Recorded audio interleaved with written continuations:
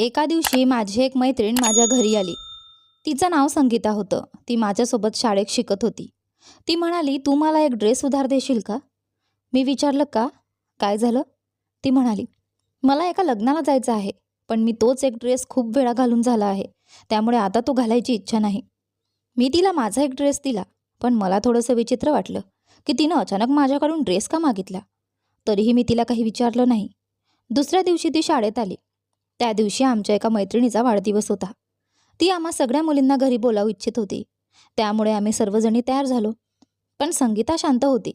काहीच बोलली नाही. मी नंतर तिला विचारलं, "काय झालं?"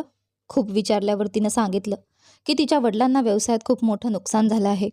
त्यामुळेच ती त्या दिवशी माझ्याकडून ड्रेस घेण्यासाठी आली होती. आणि याच कारणामुळे ती वाढदिवसाच्या पार्टीत सहभागी होणार नव्हती.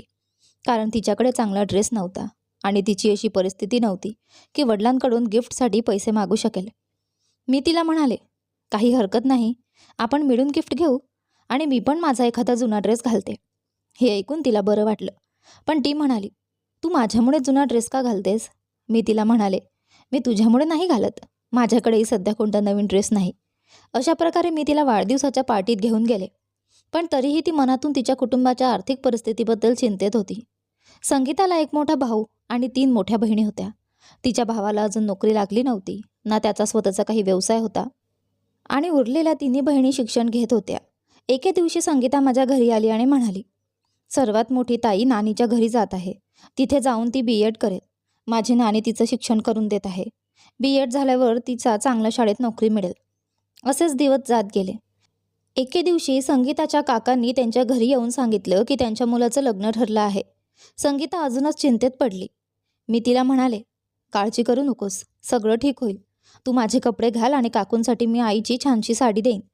ताईंसाठी आपल्या एका मैत्रिणीच्या मोठ्या बहिणीचे कपडे येतील. त्यामुळे कपड्यांची समस्या सुटेल." हे ऐकून संगीता रडू लागली. "काय दिवस आलेत, काहीच समजत नाही. हे सगळं कधी संपेल?" मी तिला समजावलं, "तू काळजी करू नकोस. प्रत्येक रात्रीनंतर सकाळ होतेच. चांगले दिवस कायम राहत नाहीत, तसेच वाईट दिवसही राहणार नाहीत.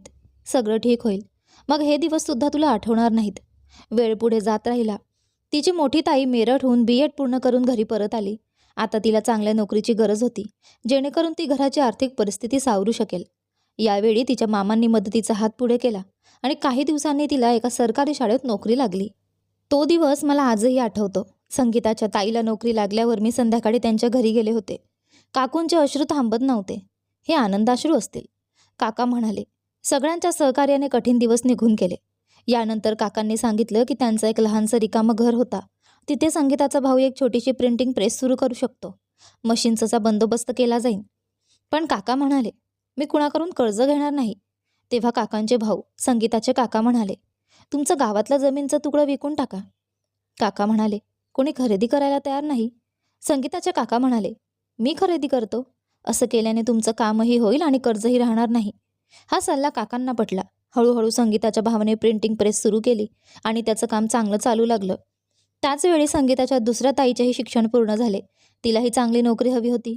तिचे काका तात्या यांनी तिला मदत केली आणि काही महिन्यातच तिलाही नोकरी मिळाली. हळूहळू सगळं सुरळीत होऊ लागलं. संगीता आता आनंदी असायची. वाढदिवसाला जायला ती कधीच नकार देत नव्हती.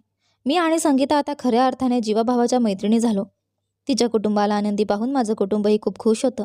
आता आम्ही सुद्धा 12वीच्या परीक्षा दिल्या होत्या आणि आमच्या कॉलेजला जाण्याची तयारी सुरू झाली होती. संगीताच्या 3ऱ्या क्रमांकाच्या ताईचंही कॉलेज पूर्ण झालं होतं. वेळ निघून गेला आणि तिनेही BEd पूर्ण केलं. त्यांच्या मामांच्या मदतीने त्यांनाही एका शाळेत नोकरी मिळाली. आता त्यांच्या घराची परिस्थिती पूर्णपणे सुधारली होती. संपूर्ण कुटुंबाच्या एकत्रित प्रयत्नांमुळे त्यांची आर्थिक स्थिती सुधारली आणि संपूर्ण कुटुंब सुखी आणि समाधानी झालं. या कहाणीचा अर्थ असा की प्रत्येक संकटाला सामोरे जाण्यासाठी धैर्य, कष्ट आणि एकमेकांचा पाठिंबा आवश्यक असतो. जर कुटुंब एकत्र राहून प्रयत्न करत राहिलं तर कोणत्याही अडचणीवर मात करता येते आणि आयुष्यात पुन्हा आनंद येऊ शकतो. आशा करते की तुम्हाला ही छोटीशी कहाणी आवडली असेल. कथा आवडली असेल तर व्हिडिओला लाईक करा. चॅनलवर नवीन असाल तर सबस्क्राईब करा आणि हो, नोटिफिकेशन बेल दाबा, जेणेकरून येणाऱ्या पुढील व्हिडिओची अपडेट तुम्हाला सर्वात आधी मिळेल. धन्यवाद.